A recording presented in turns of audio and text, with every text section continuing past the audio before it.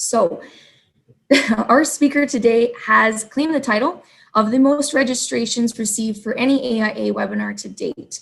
So congratulations and welcome to Dr. Autumn Watkinson. Autumn is a postdoctoral teaching and research fellow at the Faculty of Land and Food Systems at the University of British Columbia. She completed her PhD actually with Dr. Nath at the University of Alberta in land reclamation and remediation recently in July of 2020. Today, she is here to discuss using native species to revegetate anthropogenic disturbances. She will be discussing her research using silver sagebrush as a case study, looking at methods to improve revegetation of native species. So welcome, Autumn. I am now going to shut my video off and I'm going to turn it over to you. Thanks very much for being here today. Okay, thanks for the warm welcome. Okay. So, hello and thank you all. I think we're about 270 right now, people here. So thank you all for attending my presentation. When Cassie told me the numbers of registrants, I was very, very surprised. So thanks for taking your time to come to this talk. Today, I'm going to talk about the research I completed during my PhD, which was focused on restoring sagebrush for at-risk prairie species. As I think a lot of us know, using native species comes with numerous challenges, and sagebrush is no different. So my research was focused on finding and developing methods to increase establishment and survival of this species. And I think some of these techniques can be adapted to other species that AIA members may be using throughout Alberta. Of course, sagebrush is present in Alberta. And I'm going to share that research with you today. Before I dive into it, I want to let you know that I have completed my PhD, as Cassie said, and my thesis is published online. So if you want to get more information about what I talk about today, I've provided the link here on this slide, and I think these are going to be distributed to you at some point. The work I am presenting today has been published or is in the process of being published in scientific journals. Please reach out to me if you are paywalled and you want to access those PDFs. I'd be happy to email them to you. My research was supervised by Dr. Ann M. Nath and Dr. Shelley Pruce and was completed in Grasslands National Park. And research was funded by Grasslands National Park. The Government of Saskatchewan and NSERC and various organizations helped me through the provision of scholarships. Okay, so now that's out of the way, let's talk about reveg. So, as I mentioned, my PhD research was completed in Grasslands National Park, Saskatchewan, and of course, this is located in the Prairie Eco Zone. Fortunately, Alberta also has plenty of grasslands, so although my work was done in another province, I think the results will be applicable to AIA members. So in keeping with the energy systems theme, a lot of Alberta area in Alberta has been affected by energy systems and resource extraction. The figure on the left shows coal deposits in Alberta, it's accessed from 2007, and the figure on the right shows a single dot for each of the 40,729 wells that were active sometime between now or 2 days ago when I accessed this map and 5 years ago from that point. And of course, let's not forget the network of pipelines that span the province and other anthropogenic disturbance unrelated to energy systems such as agriculture. So many of these disturbances have led to loss of biodiversity and habitat, especially in those prairie regions, which gives incentive to restore these disturbances using native species. So we can bring back that natural diversity, biodiversity, increase habitat for those native species, as opposed to maybe reclaiming these areas for alternative uses. So if we are using native species, I mean, there are a lot of advantages to using them in reclamation, and those can include their adaptation to local conditions. Often those local conditions, in the prairies at least, are extreme. They can have plants that are adapted to drought, which some agronomic species won't be. They're often long-lived perennial species, and using native species helps maintain genetic diversity in that seed source. So when you have increased genetic diversity, a lot of the time the populations you are establishing from those seeds may be a little bit more robust and resilient to, say, other future disturbances because they have higher genetic diversity there. And these species are likely not to become a weed problem because of the growth patterns of those species. Very few are very aggressive. And then if we can get these species established, long-term management is often not needed because they are adapted to these areas.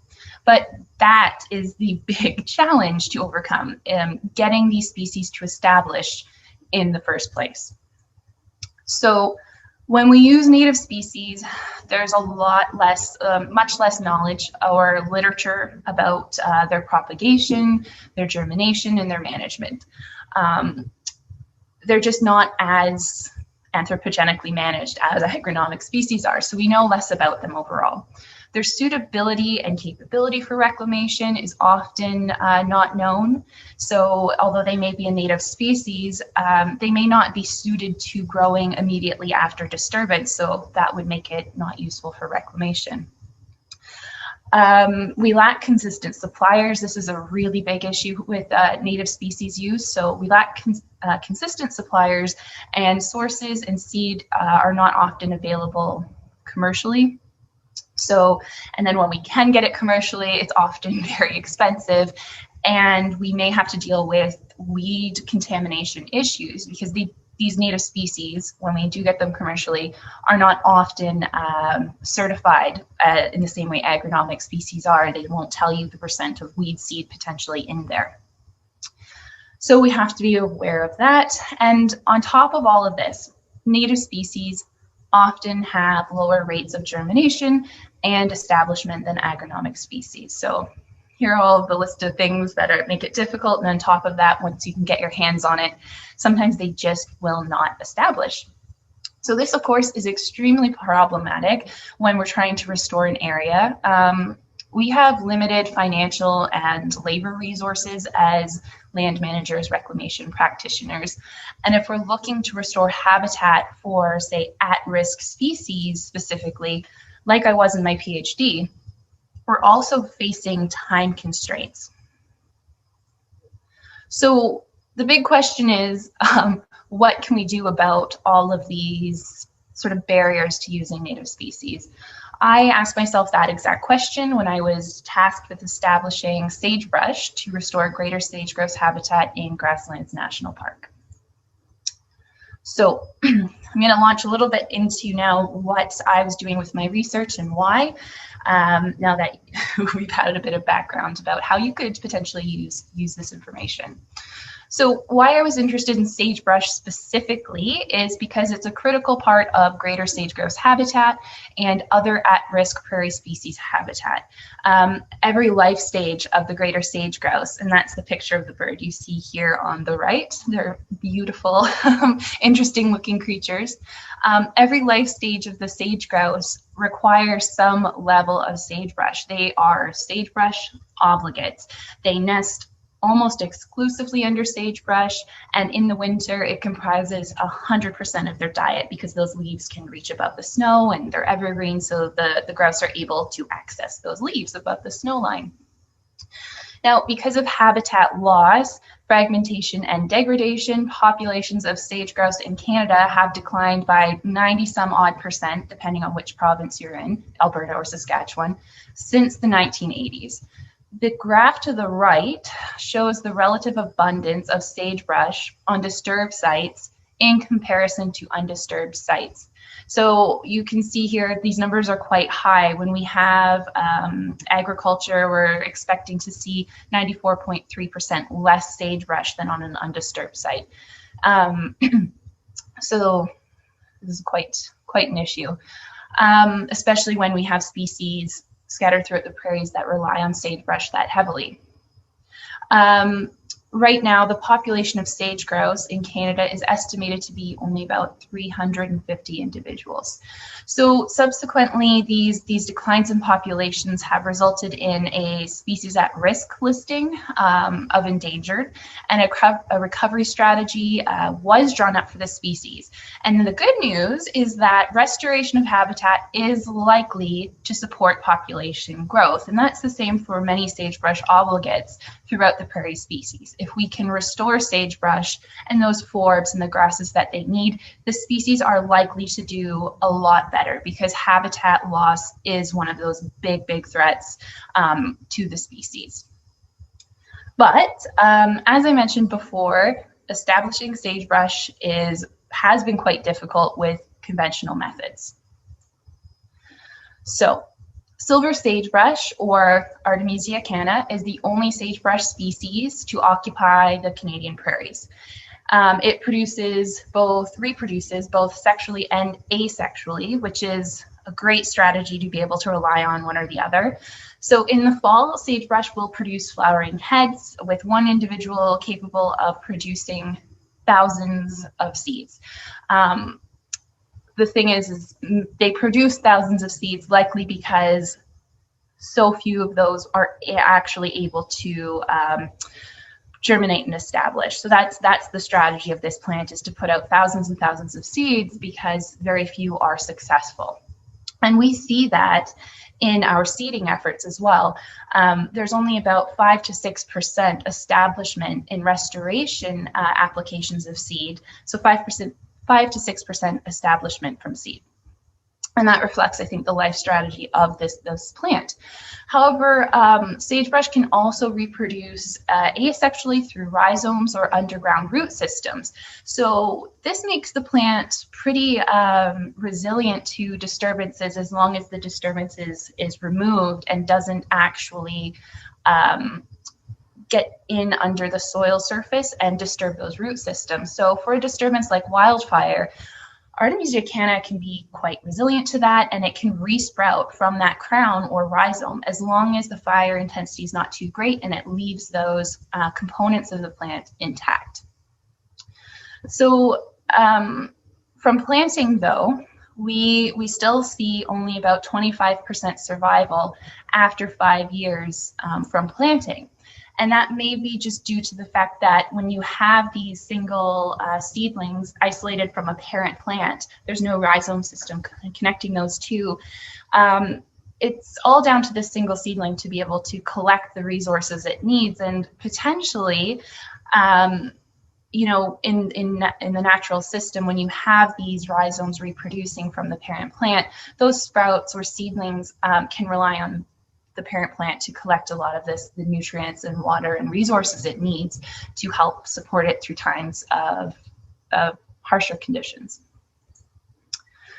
So basically, as I've told you a few times now, but I'll repeat it again, my research focused on developing restoration methods specifically to improve that establishment, growth, and survival of seeded or planted sagebrush, because the outcomes, the rates of establishment were so low from seed and transplanting and outplanting that basically habitat restoration using this species was not attainable at that point having these outcomes.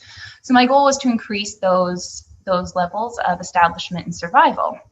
And to do this, first I needed to know the planting or seeding densities required to obtain the desired habitat cover. So sage grouse, they need specific cover percentages for different life stages. So for example, for nesting, they need about 20% sagebrush cover, but for successful brood rearing, only about 15% cover, and then in winter, up to 50% cover. So I needed to understand the cover contributed by each individual so that we can come up with seeding and planting densities to achieve that cover, because that is something we didn't know about sagebrush before now. The other thing, obviously, that we needed to focus on was how we might improve those current revegetation outcomes. And that is addressed with these 2 other experiments I conducted. So those are the three areas I'll be talking to you about today. I've divided the rest of the presentation up kind of based on the experiments I completed during my PhD. And I'm really hoping that even though there's a lot of information I'll be talking to you about, it's divided in a way that makes it hopefully digestible. So the first task I did, experiment 1, was trying to come up with those seeding and planting estimates so we could achieve that habitat cover. How many plants do I need to get 15% cover is essentially what I was asking. And in this experiment, basically I was trying to come up with that equation or model of Artemisia cana cover as a function of age and density. So time since planting and how many plants we planted. So bit of background about why I was doing this.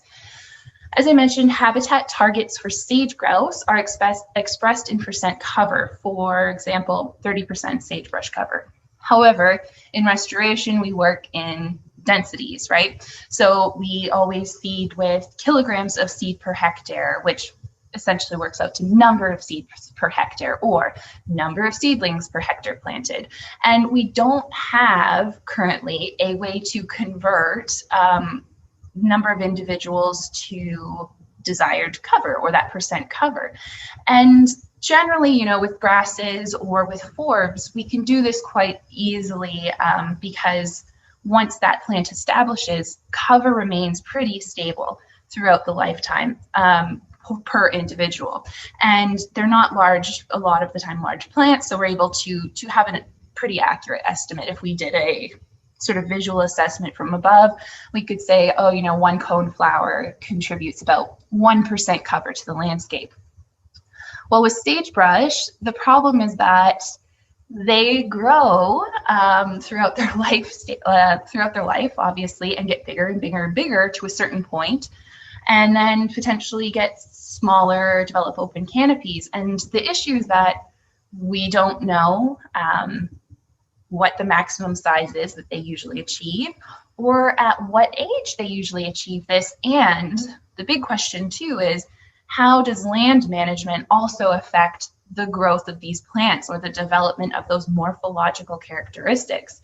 So we really needed something to come up with these cover estimates or be able to achieve these cover estimates confidently. We really needed to understand the growth pattern of this plant over time and how cover changes over time. And so basically, I looked at morphological traits of individuals so that I could use those potentially to estimate age, because we need to figure out how we can go into the field and age these plants accurately. And we also wanted to then relate age to percent cover in some way so that we can come up with these overall models of cover on the landscape. So how I did that is essentially I measured naturally occurring sagebrush stands in 10 by 10 meter plots in areas of grasslands national park that had different grazing managements. We were lucky, they have both bison and different levels of cattle grazing in the park, so we had a really great gradient of grazing management to look at. In each plot, as depicted here, I measured cover using a line intercept method, and then density, of course, was the number of individuals that were within the plot, and I just determined that if the stem was in the plot, the plant was in the plot. And then on, and this is what took a lot of time, on each individual sagebrush I measured, within the plot, I measured canopy cover and canopy diameter, height, and the diameter of the largest above ground stem. And then on a subset of individuals, I was also able to destructively sample them and assess age via ring count. So that diagram basically depicts here what I was measuring on about 3,500 different sagebrush plants throughout the park. And once I looked at all of these different relationships and did the statistical analysis, which I think you guys don't really want to hear about, I found that there was a significant, my light went off for some reason. I found a significant linear relationship between sagebrush age and stem diameter.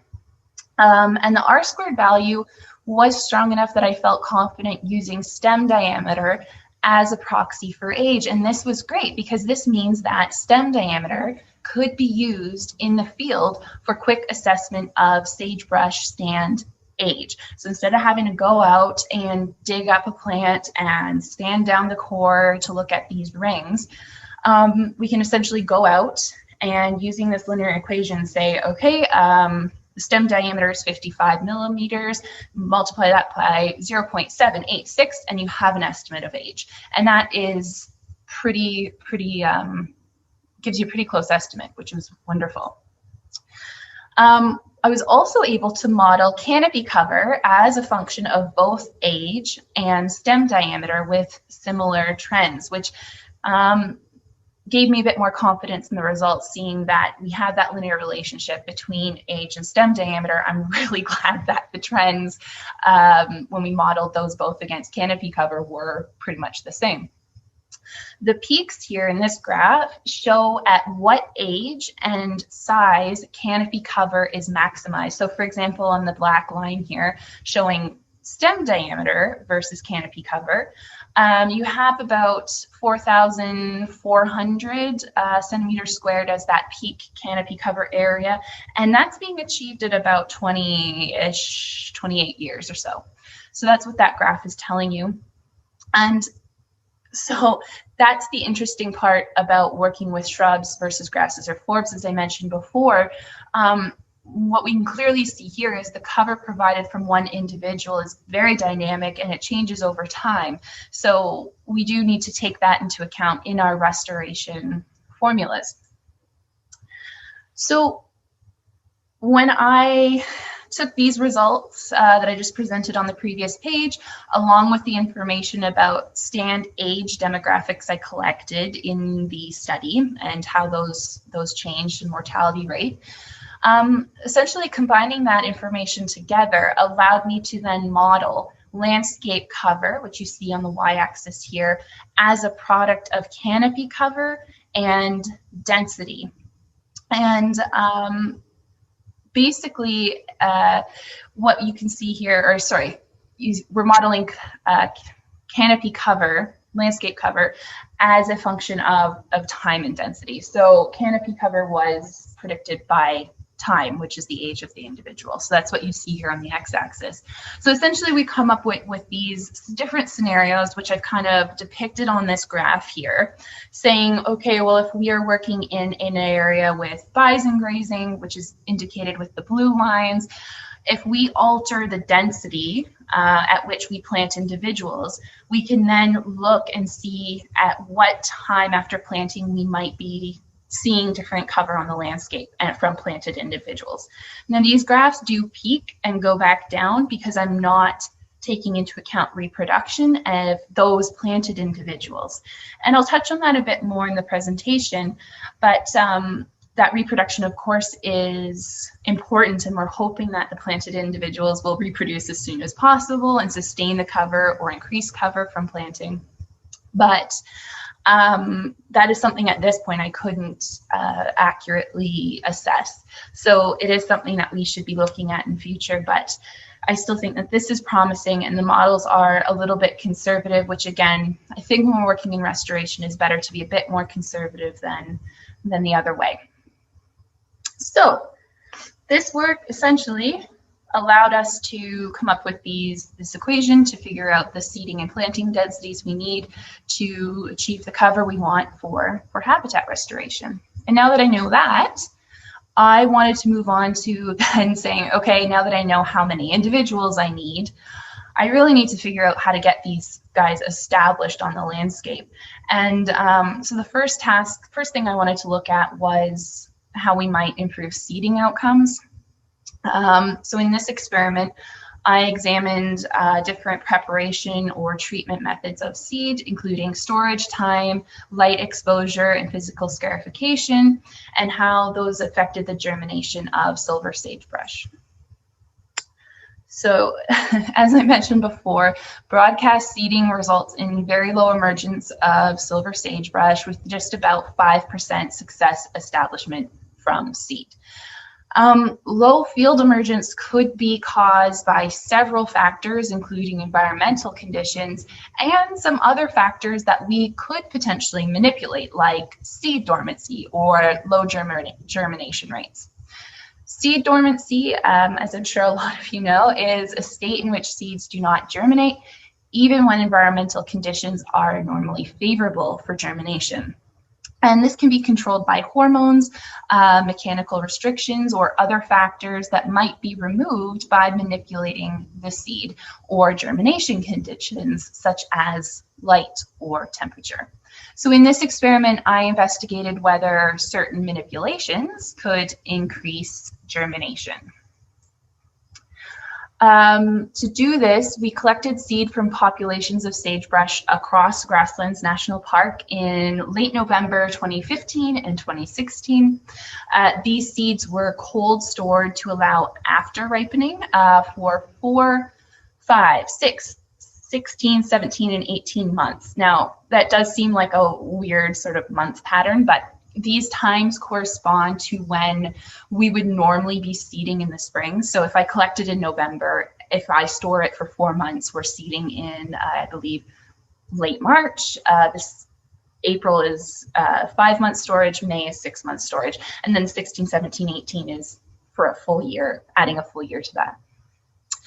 After storage, seed was scarified or not with a fine-grained sandpaper, and then seed was germinated in light or dark conditions at approximately 20 degrees Celsius in petri dishes on moist paper towel. I placed 10 seeds in each dish and replicated each treatment combination 5 times, so we had a pretty good, robust little sample there. And I was monitoring these for germination. And what I was interested in was not just the number of seeds that germinated, but how quickly they also germinated. So I found that germination was quite high without any treatment at all, and that this happened quickly. This surprised me a lot. 92% of seed germinated within 5 days, indicating that dormancy is it's not an issue with silver sagebrush. Scarification increased the number of seeds that germinated in both light and dark. So again, probably indicating dormancy is not an issue, and that also decreased germination time. And I think that was just down to removing some of the pericarp and some of the structures that the seed, the radicle, would have to penetrate through to germinate. So these trends were pretty consistent regardless of year of collection and population collected from. So after ripening also decreased germination time, but it did not increase the number of seeds that germinated. So that was interesting to me, that storing for a little bit longer or storing for a year seemed to improve how quickly the seed germinated, but overall they remained, germination was quite high, about 90% as well. So these trends were, again, pretty consistent regardless of year of collection, and to me were pretty interesting because we were seeing that essentially dormancy is not the issue, and it is not likely causing poor field emergence. It's pretty much down to field conditions limiting germination and establishment, which means management of restoration areas, and site preparation could really greatly enhance revegetation outcomes. And I mean, why this surprised me is I thought maybe that seed viability could be an issue as well, because remember, we recall each sagebrush individual puts out thousands and thousands of seeds. I had sort of assumed that viability might not be very good for that many individuals, but based on the germination rates of 90%, that's also not an issue. So it's pretty much, I think, down to these limiting field conditions. And in a field study we conducted, this is a different experiment that we had done. We seeded sagebrush into these different areas of Grasslands National Park, and although our germination rates in the laboratory were high, they were about 90%, we saw zero establishment of sagebrush from untreated seeds after 1, 2, or 3 years. So essentially it was just very poor strategy to use in some of these more disturbed areas. Scarification, I think, could slightly increase the number of seeds that germinate, but I wouldn't recommend this for seed deployed in the field. And that's because scarification removes that pericarp of the seed and prevents this mucilage envelope shown in the photo here to the right from forming. Now, this envelope is hypothesized to help seeds make contact with the soil and improve seed hydration. So scarification could be used in, say, the greenhouse if you wanted to have a more even germination of seed, like the timeline for that to be very close together, because the risk of desiccation in the greenhouse is low. It's a very controlled setting, and yeah, so that's where I might use that application.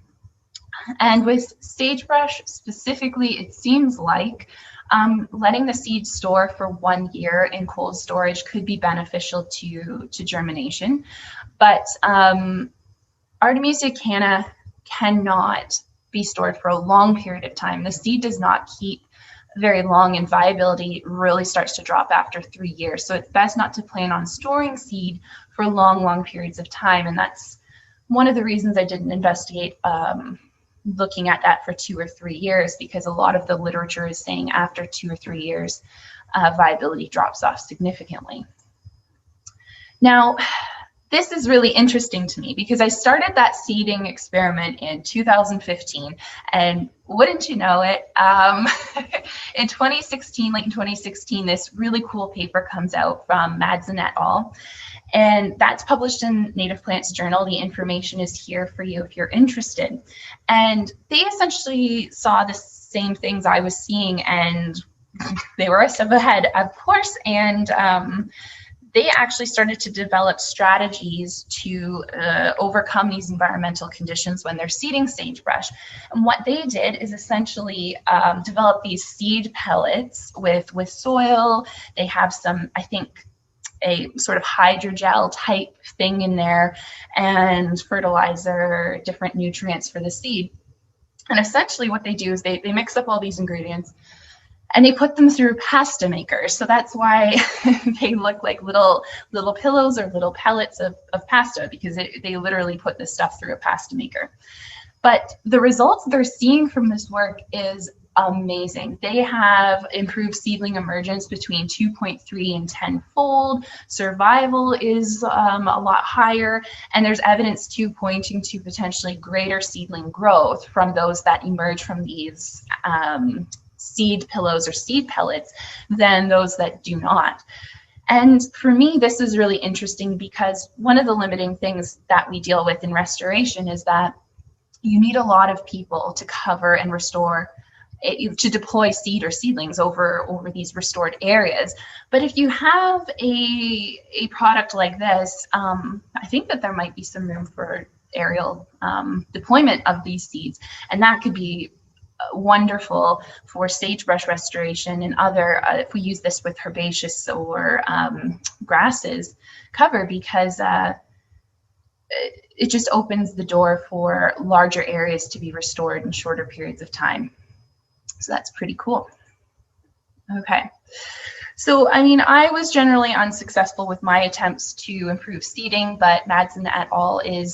They're on the right track, so that's covered. I didn't pursue that line of thought anymore after seeing that paper because, you know, someone's already steps ahead and what they're seeing was wonderful. So I decided to then focus on improving seed outcomes from planting seedlings. And one technique that caught my eye is actually from the forestry industry, and it's called nutrient loading. So I decided, it hadn't been done on a shrub before, but I thought, why not? The system seems to be pretty similar, it might work. So I decided to look at this strategy as a method to promote morphological quality and survival of those outplanted sagebrush seedlings. So numerous studies in the literature have reported survival of outplanted sagebrush seedlings to be between 25 and about 36% after 3 to 5 years. And that's extremely low when you think about the resources and time needed to develop and plant those seedlings, as I mentioned. For us, we conducted a field study. This is something I'm not going to mention later, but or go over later. But in this field study, we planted seedlings grown conventionally, sagebrush seedlings that were grown conventionally, and we had very, very low survival in Grasslands National Park. After about 2 years, the highest survival rate we had was 13%. So you can see in this graph, that's what I'm depicting here on the left. 2017, we planted the individuals, came back later in the year. Survival was still already quite low, high mortality when they initially went in the ground. And over time, that kind of leveled off, but survival dropped significantly in the first and second year. Some studies on tree seedlings, though, have shown that increased nutrient content in tissues and increased competitive ability gives them an advantage for survival and growth after outplanting. So I thought how you can do that is by manipulating nutrient availability in the greenhouse. You can essentially nutrient load these seedlings to give them this advantage. So nutrient loading is a fertilization regime applied in the greenhouse. It's prior to outplanting, so the fertilizer or the nutrients are applied in greenhouse. That's pretty cool because when we try to apply, nutrients and fertilizer after a species been planted, especially if it's a native species, and we're doing this just to try and get the native species going, a lot of the times what we end up seeing is these more aggressive plants or more opportunistic plants are actually utilizing those resources better than the native species, our target species. So this is an advantage to doing it in the greenhouse because it's getting directly delivered to our species of interest, and we're not looking at fertilizing weeds in the process.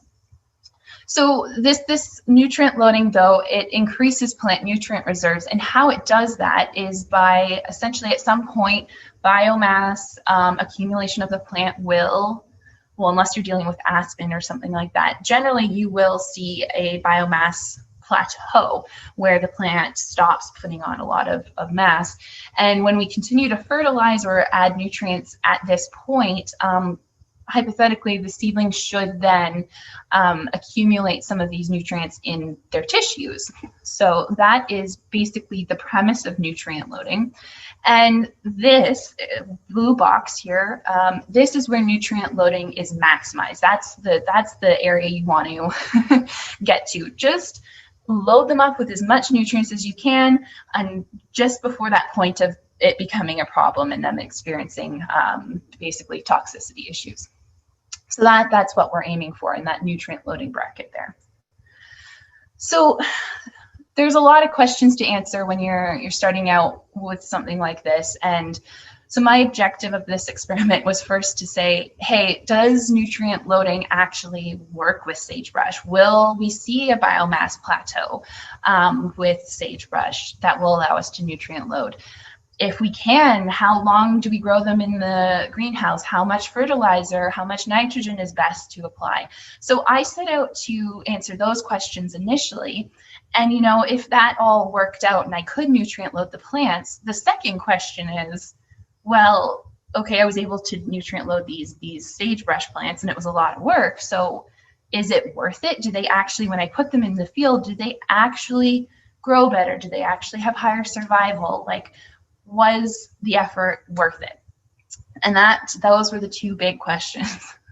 So phase one, going into this being like, I'm just going to follow, what generally conventional greenhouses do, how long they grow them for, the nutrient deliveries that they usually get during growth in greenhouses. So I grew them for 12 weeks, and that's about 3-ish to 4 months. And the amount of fertilizer I gave them per in that growing period was modeled off of how much is generally delivered in the greenhouse. But what I did differently, what I settled on, excuse me, was 70 milligrams of nitrogen was delivered to each plant in those 12 weeks, but under 4 different fertilization schedules. So those are depicted here in the graph. So there was a single dose. They got some seedlings got a shot of nutrients right at the beginning, and then no nutrients later in the 12 weeks. Others got a consistent dose depicted by the white triangle throughout the experiment, and others had these sort of exponential or modified exponential delivery of nutrients where the amount was increased exponentially over time. And those 2 delivery schedules were hypothesized to work best for nutrient loading or to achieve nutrient loading because they more closely model the growth pattern of the plant, where you can see these sagebrush and a lot of different seedlings go through that exponential growth phase once they're just planted. And if we can more closely match the nutrient demands of those seedlings, that is a hypothesis basically to help us nutrient load the plants because they're not facing any deficiencies over that time. So I labeled them essentially single, constant, exponential, and modified exponential treatments. And that's what I'll be referring to for the rest of this, this experiment here. I was interested in the morphological quality of these seedlings, of course, so I looked at their health, the height, root and leaf biomass, leaf area, and root and leaf nitrogen content. I was loading these plants with 70 milligrams of nitrogen, so that is the nutrient I manipulated because it's usually a limiting nutrient. And I measured a subset of those seedlings every 2 weeks. So I had a lot of replicates, and I basically just picked them out randomly every 2 weeks and destructively sampled them and pulled the leaves off and did all of this analysis.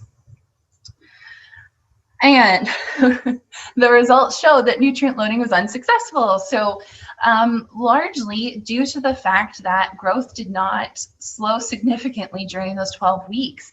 That's depicted here in the graph to the right, the leaf mass. You can see it's still increasing every single week, almost in an exponential pattern, as I had indicated they go through.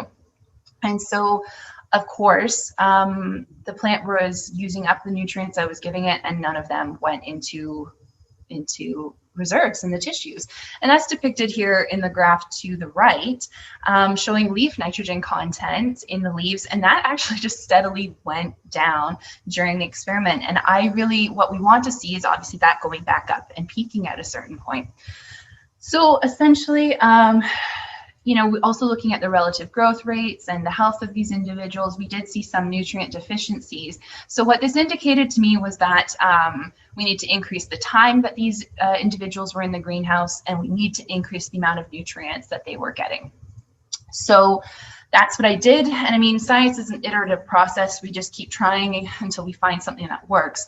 Fortunately, in phase 2, things did work. I'm going to give you a little bit of a spoiler right now, but I more than doubled the amount of time in the greenhouse because I really, really needed to catch, or wanted to catch, a point when the biomass did plateau. I just doubled it almost in my head and thought, well, I need to plant in May and this fits, so let's pick this time period. And as illustrated in the figure to the right, several nitrogen additions were investigated along with the fertilization schedule. So I still kept 70 milligrams of nitrogen per plant as sort of a baseline in there because I had used that last time, but then I also added 175, 105, and 245. And those were essentially based off of literature on tree species. But again, I didn't have literature for shrubs to go off of. Very little is known about sagebrush growth and development. And so these were also kind of just best guesses. And I think even with the results from what I was seeing, there's still room for improvement on phase 2 levels of nutrients. So essentially, I grew these out in the greenhouse 26 weeks, gave them this amount of fertilizer, and I analyzed nitrogen and carbohydrate tissue content before planting in some set of individuals, and then after planting as well. And in the field, I monitored health, height, and canopy cover, of course, because we're interested in cover development. So this is what the field plot was set up looked like. It was pretty cool. This is in Grasslands National Park. Because I was very interested in just the effects of nutrient loading, I was heavy on the weed management. I didn't really want to factor competition in as a factor here. And we had about, it was 16 by 16. So I think I had 256 individuals in this plot, which was about 21 reps per treatment. So this is what it looked like. And this picture, year 2, this picture on the right, the big one here, is showing field assessments year 2. This, when I came back in May and saw the plot, and I saw these huge, like, look at the bottom left-hand corner of this photo. That sagebrush is huge, and it is just over a year old. I almost started to cry. I was so happy that this worked out because based on some of the other field assessments I was seeing, size and survival of these individuals had been very, very poor. So this was just a huge success for me to see this.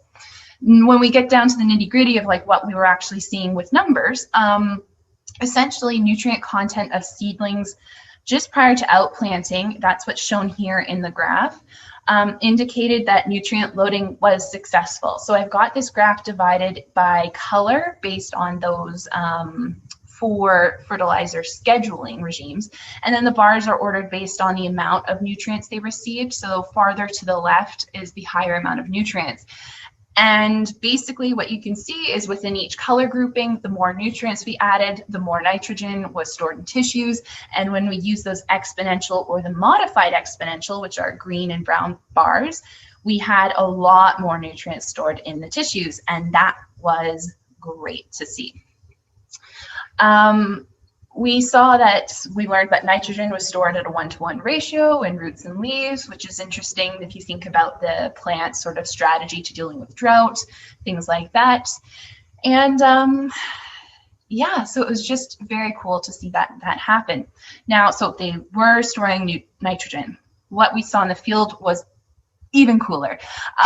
We found basically that nutrient-loaded seedlings had increased survival at 80% after 2 years, and the unloaded seedlings had survival of 57%. So 57% after 2 years is not that much different than what we're seeing reported in the literature if you're thinking about 36 to 25% after 5 years.